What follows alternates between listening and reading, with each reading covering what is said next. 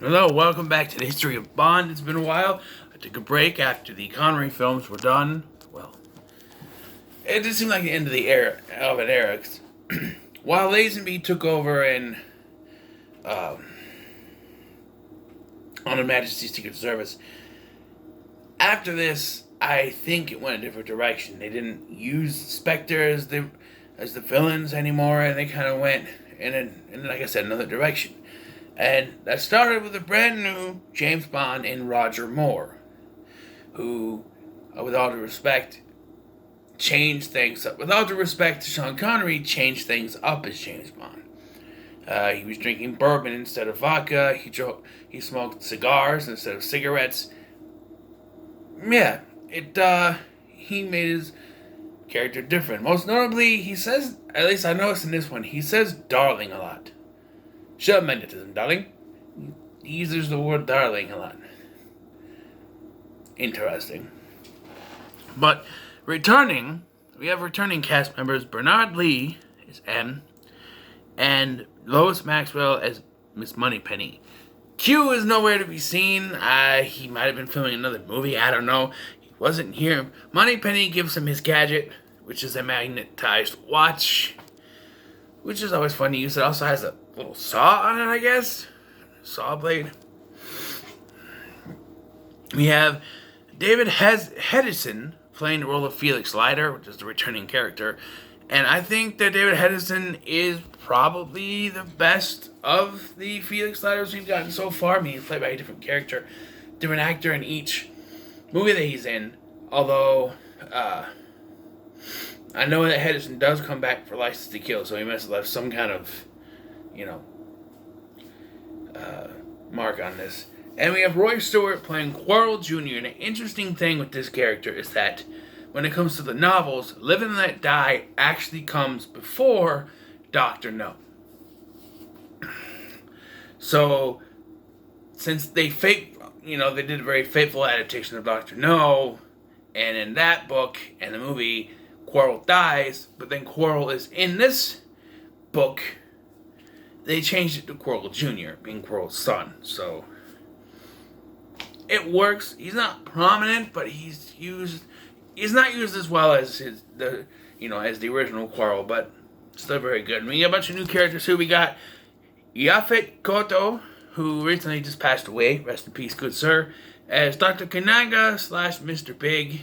And it's supposed to be a twist that Kananga is Mr. Big and Mr. Big is Kananga, but you could tell it's the same actor. I don't know why they just didn't hire another actor and do the face mask ripoff thing. I mean, they did it with Bond. Maybe they didn't have enough budget. Who knows?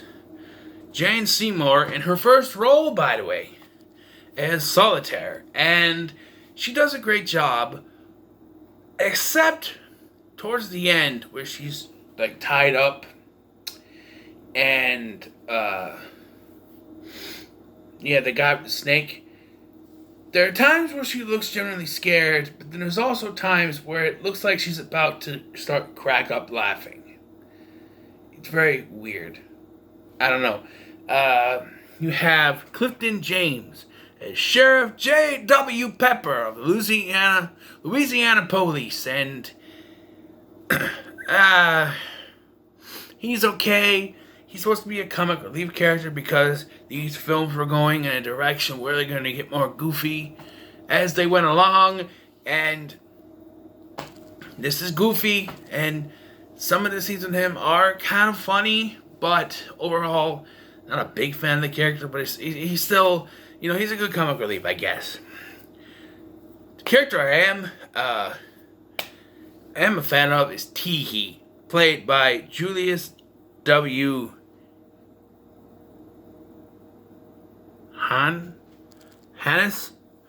Julius W. Hannes. Great character. He has this metal arm. And I love how there's a final fight on the train with Bond. And during this fight, Bond rips off the jacket. And you see it's actually a full entire metal arm. Not just a hand accessory, which I think for most of the film it is. But I think for this scene, they actually had a whole metal arm thing. and it's really cool. And I did like how like Teehee is like forgotten at some point, and then you see them get on the uh, the train at the end, and I like how you know Felix Leiter asks him, "What are you gonna do on a train for 16 hours?" And Bond just kind of looks at him, and yeah, yeah, it's Bond. What do you think he's gonna do with a woman for 16 hours? I mean, come on. Although I do question that they're gonna do anything on a little pull-out bed that could break if they start moving on it. I don't know. I don't know. But then you see the metal arm go through this bag and then they're putting bags on there. It's really weird. But he's got to be heavy. He's got a metal arm. You see the metal arm come out. And you're like, oh, I'm like, yes, because we need a closure for Teehee because we didn't know what happened to him. And there's a good fight on the train. Not as good as the fight with Donald Grant in From Russia with Love, but it is pretty good. I know I'm at the end of the film already, but I'm talking about the characters. We have Geoffrey Holder as Baron Samedi, and this is a character that, if you want goofy, like, are we supposed to believe there's actual voodoo in the James Bond world with this film? Because, so the whole thing with Solitaire is that she can read the future through tarot cards, and that when her virginity is taken from her, she won't be able to do it anymore. And we see that she's able to read the tarot cards before she sleeps with Bond, but afterwards, she can't do it. And it's interesting to think, oh, Bond only slept with her, so she can't do that. But he doesn't believe in that. He just wanted to get laid. He's just Bond being Bond, And Roger Moore, not necessarily handling it as well as Connery would. I think they're trying to treat him like it's still Connery's Bond, but not everyone can emulate Connery. I mean, Lazenby couldn't do it. And Moore couldn't do it here either. One last character to talk about is Gloria Hardy as Rosie Carver, who's an unnecessary character. She's working for the CIA, but she might also be secretly working for Kananga. It's not necessary. It's just an extra Bond girl that's not needed, But this, if you were, doubting that the Bond films were going in a certain way, like, what if Bond was in this? What if Bond did this? What if Bond did that? This tells you, you previously had, what if Bond was in Japan? Or a kung fu martial arts film? What if Bond went to Vegas? And now, what if Bond, was in a blaxploitation film? That's what this is going for. All the villains are black, but not all black people in this film are villains. Just put it that way. The fight scenes are decent. Roger Moore is decent at the hand-to-hand combat. And there are some good chase scenes. There's one with a couple of speedboats. Although I do have to question how speedboats, even with forward momentum, could... I know it's not for long, but can they go on land? I just have to question it. There is even some decent comedy. J.W. Pepper leans some decent comedy, and there's one joke that had me cracking up, where, so after Bond rescues Solitaire, he decides to use what Baron Samedi's little escape hatch, after he, quote-unquote, kills Baron Samedi, and that's a stupid death. He throws him on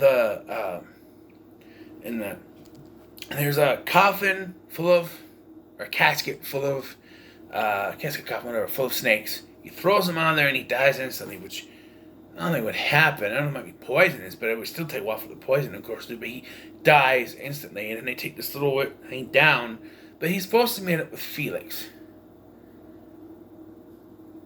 And, we discovered your wetsuit before you blew up our crop, which...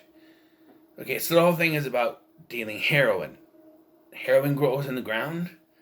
I always thought heroin was manufactured, not natural. But guess I was wrong.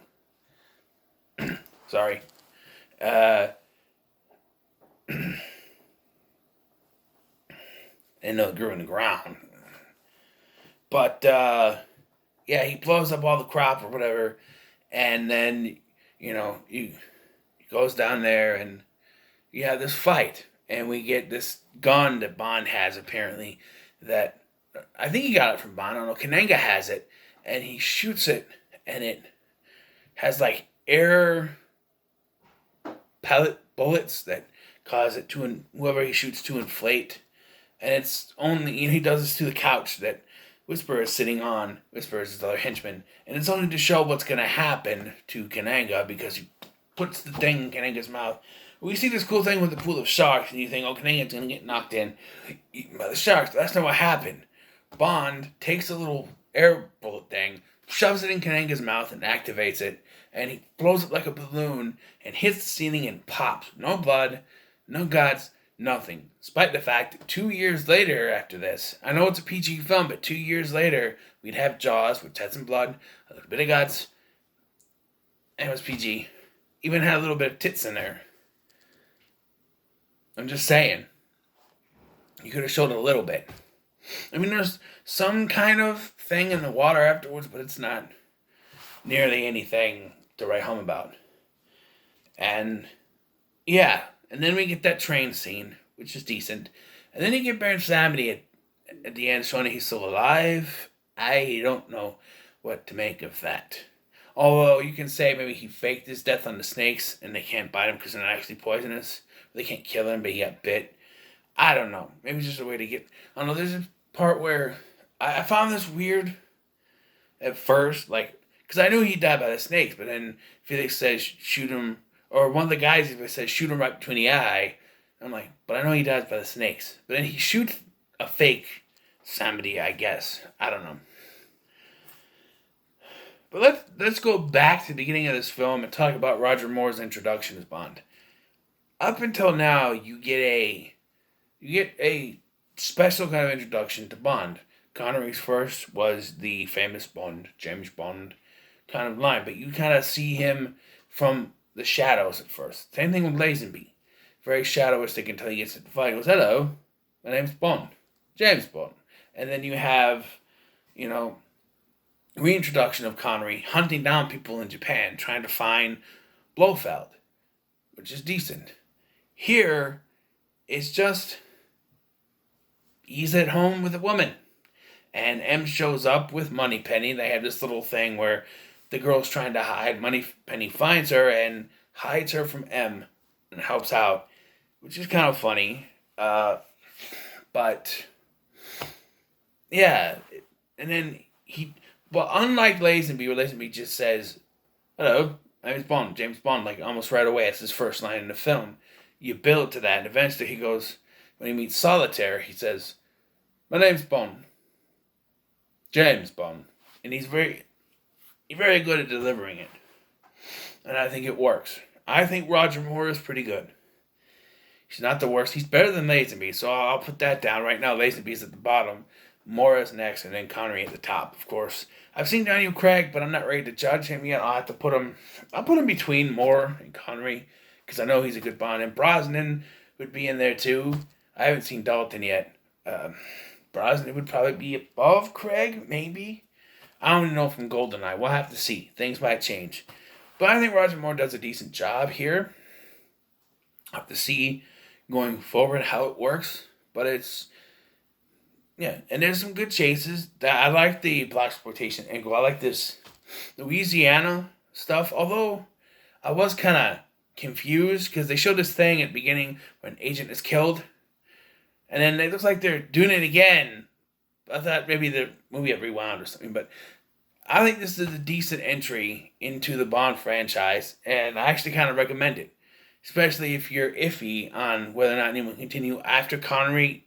Majesties was a good movie, but, this was still pretty good. So, what are your thoughts on Live and Let Die? By the way, that's a good song, and they played a lot during this film. But unlike other songs that could be repetitive, it actually works. Just saying. So, what are your thoughts on Live and Let Die?